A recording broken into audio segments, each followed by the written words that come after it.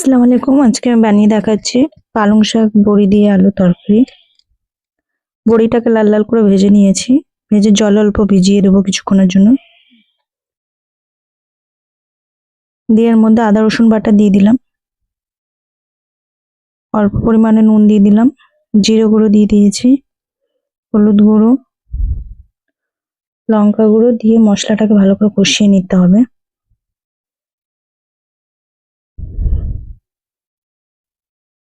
মশলাটা থেকে তেল ছেড়ে গেছে, কষিয়ে নিয়েছি মশলাটা। এর মধ্যে দিয়ে দেবো পালং শাক আলু দিয়ে এটা ভালো করে নাড়াচাড়া করে নিতে হবে।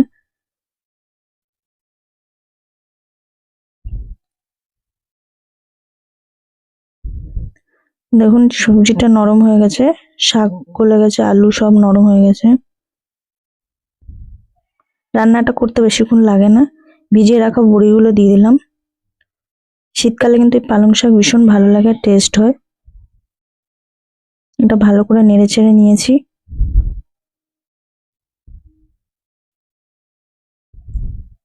অল্প পরিমাণে জল দিয়ে দিলাম সেদ্ধ হওয়ার জন্য।